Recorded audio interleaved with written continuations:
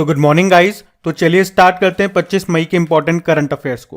तो इस प्रश्न में आपसे पूछ रहे हैं, हाल ही में शराब पर स्वास्थ्य चेतावनी लगाने वाला दुनिया का पहला देश कौन सा बनेगा?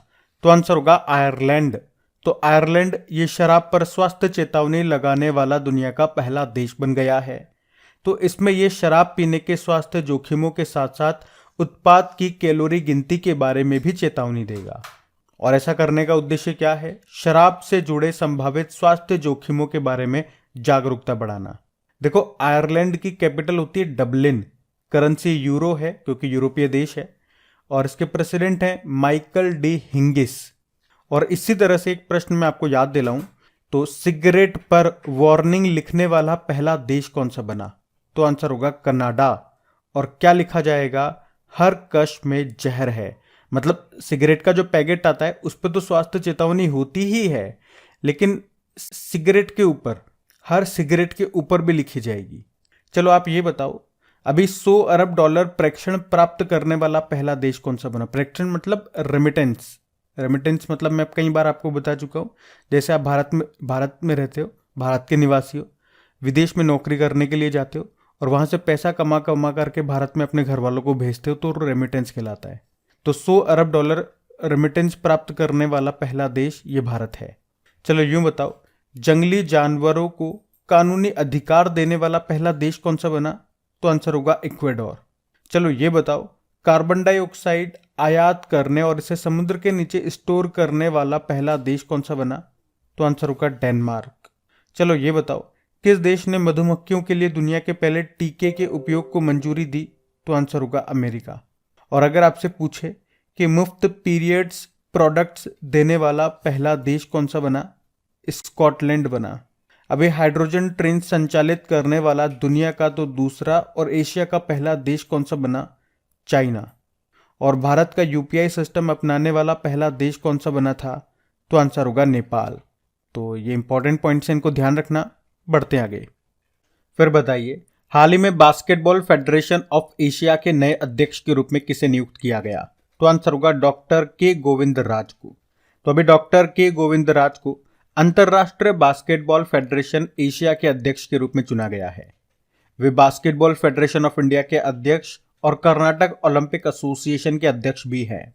तो ये पहली बार है जब किसी भारतीय को फीबा एशिया यानी कि बास्केटबॉल फेडरेशन ऑफ एशिया का अध्यक्ष बनाया गया है। वे किनका स्थान लेंगे? कतर के शेख सऊद अली अल थानी की जगह लेंगे। देखो, इंटरनेशनल बास्केटबॉल फेडरेशन की बात करें, स्थापना होती है 1932 में। हेडक्वार्टर मिलेगा स्विट्जरलैंड में। आप जानते हो अभी कंपटीशन कमीशन ऑफ इंडिया के अध्यक्ष बने थे रवनीत कौर। कोल इंडिया के प्रमुख बने पोलावरापू मल्लिकार्जुन प्रसाद। और वर्ल्ड बैंक के 14वें नंबर के अध्यक्ष बने अजय बंगा। तो नाम ध्यान रखना, ये इंपॉर्टेंट है। बढ़ते आगे। चलिए फिर बताइए, हाल ही में जारी हेंके के वार्षिक दुख सूचकांक 2022 में दुनिया का सबसे दयनीय देश कौन सा है? तो आंसर होगा जिम्बाब्वे। इसको अंग्रेजी में बोलेंगे HAMI, मतलब हैंकीज एनुअल मीजर इंडेक्स। तो अभी हेंके ने दुनिया के सबसे दयनीय यानी कि दुखी देशों की सूची जारी की है, जिसमें टॉप पर जिम्बाब्वे है। इस लिस्ट में भारत के दुखी रहने का मुख्य कारण बेरोजगारी बताया गया। भारत इस लिस्ट में 103वें स्थान पर है, 103। वैसे आप जानते हो, हमने पढ़ा था कि सबसे खुशहाल देश कौन सा है? फिनलैंड है, और वो इस लिस्ट में 109वें स्थान पर है। आपको कहोगे इस लिस्ट में टोटल कितने देशों की सूची है? ये 157 देशों की सूची है, और इसमें 157 नंबर पर कौन है? तो स्विट्जरलैंड है, जो सबसे कम दुखी है। अच्छा, जिम्बाब्वे की कैपिटल क्या होती है? हरारे। हमने अभी कहा वर्ल्ड हैप्पीनेस इंडेक्स आया था, उसमें टॉप पे तो फिनलैंड था, लेकिन भारत 126 नंबर पे था। वैश्विक आतंकवाद सूचकांक आया, उसमें टॉप पे तो अफगानिस्तान था, और भारत 13वां सबसे प्रभावित देश रहा। अभी मूल पशुपालन सांख्यिकी 2022 रिपोर्ट आई थी, उसमें दूध उत्पादन में टॉप पर राजस्थान है, ऊन उत्पादन में भी राजस्थान टॉप पर है, अंडे उत्पादन में आंध्र प्रदेश टॉप पर है, तो मांस उत्पादन में महाराष्ट्र टॉप पर है। अभी इंडिया जस्टिस रिपोर्ट 2022 आया, उसमें कर्नाटक टॉप पर रहा, और दुनिया के सबसे धनी शहरों की सूची में न्यूयॉर्क टॉप पर है। और अभी जल शक्ति मंत्रालय ने जल निकायों यानी कि वाटर बॉडीज की पहली गणना की है। तो बताओ देश में सबसे ज़्यादा वाटर बॉडीज जल निकाय ये कहाँ पर हैं? तो आंसर होगा पश्चिम बंगाल में। और सबसे कम कहाँ पर है? तो सिक्किम में है। और हुरुन ग्लोबल यूनिकॉर्न इंडेक्स 2023 में टॉप पर अमेरिका है, तो भारत तीसरे स्थान पर है। और देश में डिजिटल तरीकों से लेन देन करने वाले शहरों की सूची में टॉप पर बेंगलुरु है। अभी आर्थिक स्वतंत्रता सूचकांक आया, उसमें भारत 131 नंबर पर है, तो टॉप पर सिंगापुर है।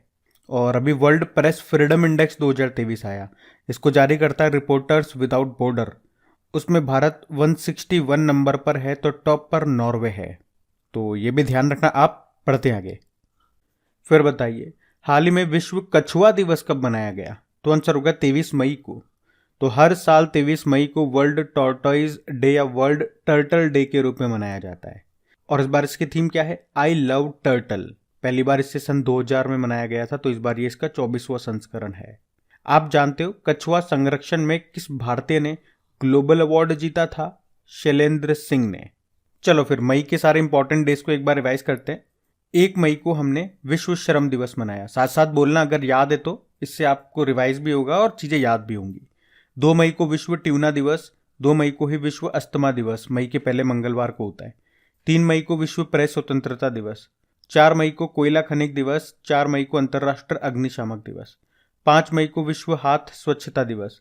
7 मई को विश्व एथलेटिक्स दिवस। 8 मई को वर्ल्ड थैलेसीमिया डे। 8 मई को वर्ल्ड रेड क्रॉस डे भी है। 11 मई को नेशनल टेक्नोलॉजी डे। 12 मई को अंतर्राष्ट्रीय नर्स दिवस। 12 मई को अंतर्राष्ट्रीय पादप स्वास्थ्य दिवस भी है। 13 मई को विश्व प्रवासी पक्षी दिवस। 15 मई को अंतर्राष्ट्रीय परिवार दिवस। 16 मई को अंतर्राष्ट्रीय प्रकाश दिवस। 16 मई को राष्ट्रीय डेंगू दिवस। 16 मई को सिक्किम का स्थापना दिवस। और 16 मई को वर्ल्ड एग्री टूरिज्म डे भी है। 17 मई को विश्व दूरसंचार और सूचना समाज दिवस। 17 मई को विश्व उच्च रक्तचाप दिवस है। 18 मई को अंतर्राष्ट्रीय संग्रहालय दिवस। 18 मई को वर्ल्ड एड्स वैक्सीन डे। 19 मई को राष्ट्रीय लुप्त प्राय प्रजाति दिवस, जो कि मई के तीसरे शुक्रवार को है। 20 मई को विश्व मधुमक्खी दिवस। 20 मई को वर्ल्ड मेट्रोलॉजी डे भी है। और 21 मई को राष्ट्रीय आतंकवाद विरोधी दिवस मनाया गया। तो मई के ये इंपॉर्टेंट डेज हैं, इनको ध्यान रखना। आप बढ़ते हैं आगे। फिर बताइए अभी हाल ही में त्रिपुरा पर्यटन का ब्रांड एम्बेसडर किसे बनाया गया? तो आंसर होगा सौरव गांगुली को। तो भारत के पूर्व क्रिकेट कप्तान और पूर्व बीसीसीआई प्रमुख सौरव गांगुली को अभी त्रिपुरा पर्यटन का ब्रांड एम्बेसडर बनाया गया है। वैसे आप जानते हो सौरव गांगुली ये भी बंधन बैंक के भी ब्रांड एम्बेसडर बने थे और ड्रीम सेट गो के पहले ब्रांड एम्बेसडर भी बने थे। त्रिपुरा की कैपिटल अगरतला है। मुख्यमंत्री हैं सत्यदेव नारायण आर्य और गवर्नर कौन है? डॉक्टर मणिक शाह। आप जानते हो अभी स्विट्जरलैंड पर्यटन ने किसे अपना मैत्री दूत फ्रेंडशिप एम्बेसडर बनाया था? तो आंसर होगा नीरज चोपड़ा को। ये जरूर याद रखना आप। बाकी अभी एशियाई हॉकी फेडरेशन के एथलीट एम्बेसडर बनी थी सलीमा टेटे। और लक्सर पेन के ब्रांड एम्बेसडर बने थे अभी विराट कोहली। ये भी HSBC इंडिया के भी ब्रांड एम्बेसडर बने थे। महिला विश्व मुक्केबाजी चैंपियनशिप के ब्रांड एम्बेसडर बने थे एक तो MC मैरी कॉम और फरहान अख्तर। और जियो सिनेमा के बने थे सूर्य कुमार यादव और रोहित शर्मा। जबकि सेवलॉन इंडिया ने दुनिया का पहला हैंड एम्बेसडर बनाया था सचिन तेंदुलकर को।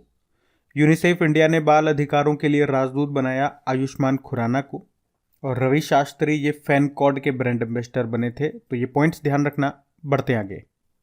चलिए फिर बताइए अभी हाल ही में पार्टीशन फ्रीडम नाम की बुक को किसने लिखा? तो आंसर होगा राम माधव ने। और असम के जो राज्यपाल है गुलाब चंद कटारिया, इन्होंने इस बुक को लॉन्च किया है जिसे लिखा है राम माधव ने। बुक का नाम है पार्टीशन फ्रीडम। तो इस बुक में बंगाल विभाजन 1905 और भारत के विभाजन 1947 के बारे में बताया गया है। बाकी अमिताभ कांत ये नीति आयोग के पूर्व CEO हैं। वैसे अभी नीति आयोग के CEO कौन है? BVR सुब्रमण्यम। अमिताभ कांत तो अभी G20 के शेरपा बने हुए हैं। अभी इन्होंने एक बुक लिखी है, क्या नाम है? Made in India 75 years of business and enterprise. और अमिताभ घोष की बात करेंगे, 2019 में भारत का सर्वोच्च साहित्य सम्मान ज्ञानपीठ पुरस्कार मिला था। और ये ज्ञानपीठ पुरस्कार पाने वाले पहले अंग्रेजी भाषा के लेखक बने थे।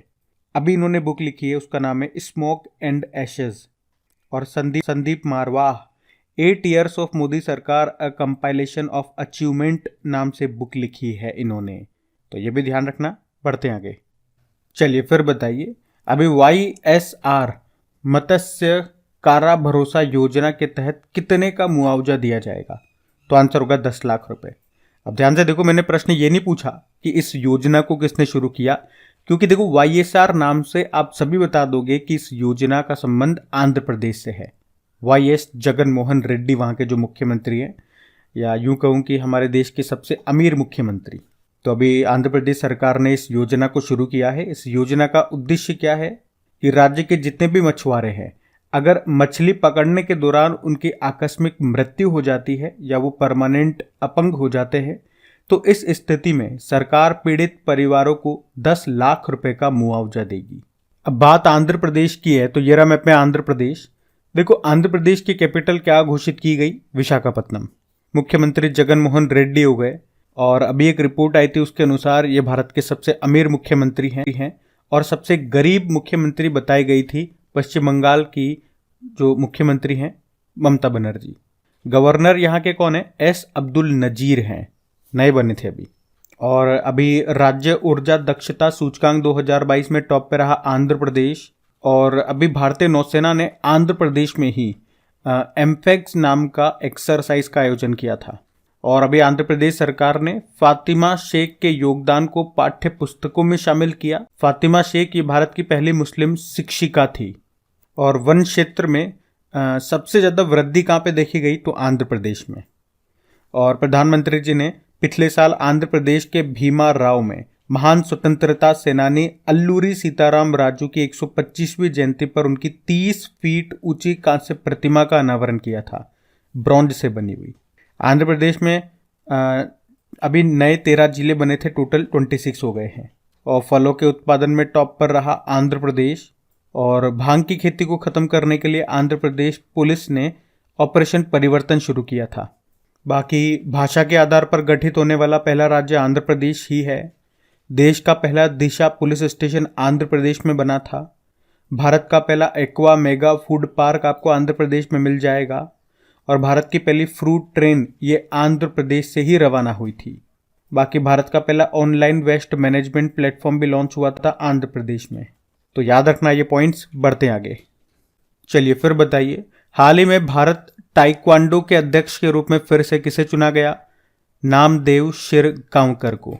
तो अभी नामदेव शिरगांवकर को भारत ताइक्वांडो के अध्यक्ष के रूप में फिर से चुना गया है।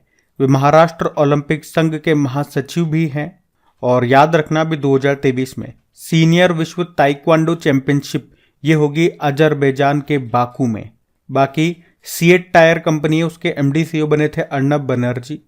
भारत पेट्रोलियम कॉरपोरेशन के अध्यक्ष बने जी कृष्ण कुमार। और कॉटन कॉरपोरेशन ऑफ इंडिया के CMD बने थे ये ललित कुमार गुप्ता। नाम न्यूज में थे, इनको ध्यान रखना। बढ़ते आगे। चलिए फिर बताइए, अभी हाल ही में सोनी स्पोर्ट्स नेटवर्क ने किसे अपना टेनिस एम्बेसडर नियुक्त किया? तो आंसर होगा सानिया मिर्जा। तो अभी sports broadcaster Sony sports network ने सानिया मिर्जा को सोनी स्पोर्ट्स नेटवर्क के लिए टेनिस एम्बेसडर बनाया है। अच्छा, आपको याद होगा अभी स्टार स्पोर्ट्स ने ऋषभ पंत को अपना ब्रांड एम्बेसडर बनाया था और उससे पहले रणवीर सिंह को भी अपना ब्रांड एम्बेसडर बनाया था। तो ये भी ध्यान रखना। बढ़ते आगे। फिर बताइए, अभी हाल ही में चर्चा में रहा कपिलेश्वर मंदिर ये किस राज्य में है? तो आंसर होगा उड़ीसा में। अच्छा, ये न्यूज में क्यों है? तो अभी उड़ीसा के भुवनेश्वर में स्थित इस मंदिर को अभी हाल ही में आर्कियोलॉजिकल सर्वे ऑफ इंडिया, भारतीय पुरातत्व सर्वेक्षण ने संरक्षित स्मारकों की सूची में शामिल किया है। देखो, अगर किसी भी मंदिर या किसी स्थान को आर्कियोलॉजिकल सर्वे ऑफ इंडिया के संरक्षित स्मारकों की सूची में शामिल किया जाता है ना, तो इसका मतलब ये हो गया कि उसके रख रखाव या उसके संरक्षित करने की सारी जिम्मेदारी आर्कियोलॉजिकल सर्वे ऑफ इंडिया की ही होगी।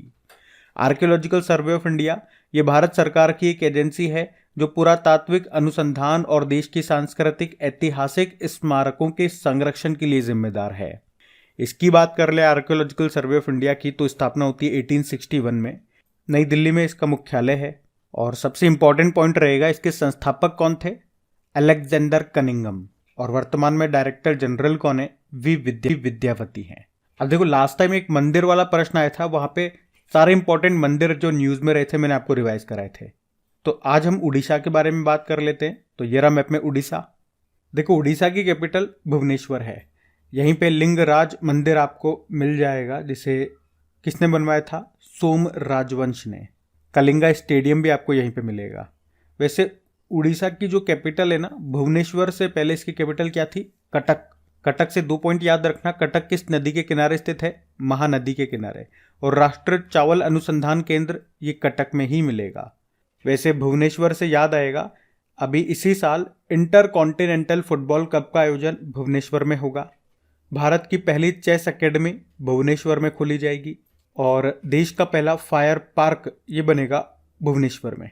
बाकी यहाँ के मुख्यमंत्री नवीन पटनायक हैं, गवर्नर हैं गणेशी लाल। यहाँ पे भितरकनिका नेशनल पार्क है, सिमलीपाल नेशनल पार्क है, हीराकुड डैम भी यहाँ पर है, सबसे लंबा डैम है, महानदी पर है। और अब्दुल कलाम द्वीप आपको यहाँ पे मिलेगा, जिसका पहले नाम था व्हीलर द्वीप। और भारत का सबसे नवीनतम क्लासिकल लैंग्वेज ये उड़िया है। तो क्लासिकल डांस ओडिसी नृत्य है यहाँ का। ब्लैक पैगोडा टेम्पल सुना है ना आपने कई बार? ये कोणार्क सूर्य मंदिर को कहते हैं, जो आपको उड़ीसा में मिलेगा। ये वैसे वर्ल्ड हेरिटेज साइट इसे कब घोषित किया गया था? 1984 में। ये तो ब्लैक पैगोडा टेम्पल हो गया। देखो एक वाइट पैगोडा भी होता है, वो किसे कहते हैं? जगन्नाथ मंदिर को कहते हैं। और ये जो जगन्नाथपुरी मंदिर है ये कब बना था? 1161 में। किसके द्वारा? गंगवंश के द्वारा। और जगन्नाथ रथ यात्रा से याद आएगा आपको, अभी से पंजाब ने अपना स्टेट फेस्टिवल भी बनाया था। अभी मेंस हॉकी वर्ल्ड कप ये उड़ीसा में हुआ था और इसमें टॉप पे रहा था जर्मनी, दूसरे स्थान पे बेल्जियम था। और अभी उड़ीसा के जागा मिशन ने यूनाइटेड नेशन का वर्ल्ड हैबिटेट अवार्ड 2023 भी जीता था। और उड़ीसा सरकार ये जलवायु परिवर्तन से प्रभावित लोगों के लिए देश की पहली पुनर्वास कॉलोनी भी बनाएगा। अभी सर्वश्रेष्ठ जिला पंचायत का पुरस्कार ये गंजम जिला पंचायत को मिला था।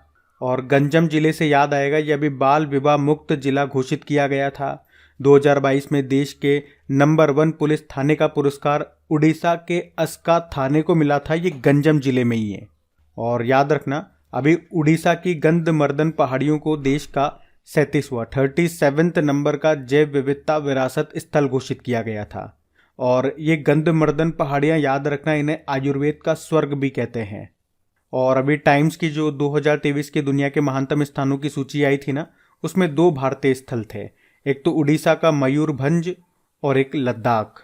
और ये जो आप देख रहे हो ये चिल्का लेक है, एशिया की सबसे बड़ी खारे पानी की झील है। और भारत की पहली रामसर साइट यही है, 1981 में इसे दर्जा मिला था। और इसी में नलबाना पक्षी अभ्यारण्य भी आपको मिलेगा। तो ये ध्यान रखना आप। उड़ीसा से संबंधित सारे इंपॉर्टेंट पॉइंट्स मैंने आपको कवर कराए। अब हम कल के करंट अफेयर्स का क्विक रिवीजन करते हैं। तो पहला प्रश्न आपसे पूछा गया कि वर्ष 2024 में कौन सा देश क्वाड शिखर सम्मेलन की मेजबानी करेगा? भारत। फिर आपसे पूछा गया कि मई 2023 में भारत और किस देश के बीच में अल मोहद अल हिंदी 2023 अभ्यास का आयोजन किया गया? सऊदी अरब। फिर आपसे पूछा गया कि अभी अंतर्राष्ट्रीय जैव विविधता दिवस कब मनाया? 22 मई को। फिर आपसे पूछा गया कि अभी तीर्थ यात्रियों को मुफ्त हवाई यात्रा प्रदान करने वाला देश का पहला राज्य कौन सा बना? मध्य प्रदेश। फिर आपसे पूछा अभी हाल ही में स्वदेशी रूप से निर्मित सस्टेनेबल एविएशन फ्यूल मिश्रण का उपयोग करने वाली भारत की पहली एयरलाइन कौन सी बनी? Air Asia. फिर आपसे पूछा किस देश ने वर्ष 2025 को विशेष पर्यटन वर्ष के रूप में घोषित किया? नेपाल। फिर आपसे पूछा अभी किस मंत्रालय ने 75/25 नाम से एक पहल शुरू की? स्वास्थ्य मंत्रालय ने। फिर आपसे पूछा अभी किसे स्विमिंग फेडरेशन का अध्यक्ष बनाया गया? RN जयप्रकाश को। और विश्व जेवलियन रैंकिंग में नंबर 1 पर कौन आ गए? नीरज चोपड़ा। फिर पूछा शेली सिंह ने गोल्डन ग्रैंड प्री 2023 में कांस्य पदक जीता, उनका संबंध किस खेल से है? लॉन्ग जंपर है वो। और अभी तक आपने वीडियो को लाइक नहीं करा तो प्लीज़ वीडियो को लाइक ज़रूर करें और अपने दोस्तों के साथ में इस वीडियो के लिंक को एक बार शेयर ज़रूर कर देना। जो भी आपका व्हाट्सएप ग्रुप होता है, जो भी फेसबुक ग्रुप होता है, तो प्लीज़ करना मत भूलना, शेयर ज़रूर करना। बाकी आपकी प्रैक्टिस के लिए मैं क्विज़ ज़रूर बनाता हूँ ताकि आप अच्छे से टेस्ट लगाएं, इनका रिवीजन कर सकें, आपको अपना परफॉर्मेंस लेवल पता चले। तो क्विज़ लगा लेना जाकर के क्रैक एग्जाम एप्लीकेशन पे, वहीं पे फ्री में बिल्कुल PDF भी आपको मिल जाएगी क्रेक एग्जाम एप्लीकेशन का लिंक नीचे डिस्क्रिप्शन बॉक्स में है। टेलीग्राम का लिंक भी चाहिए तो वो भी वहीं पर है। अब होमवर्क प्रश्न देखते हैं और सेशन एंड करते हैं। तो कल के वीडियो में आपसे पूछा था किसे यंग यूरोलॉजिस्ट पुरस्कार से सम्मानित किया गया, तो आंसर होगा डॉक्टर नित्या इब्राहिम को। आप सभी ने प्रश्न का बिल्कुल सही उत्तर दिया। अब ये रहा आज का आपका होमवर्क प्रश्न।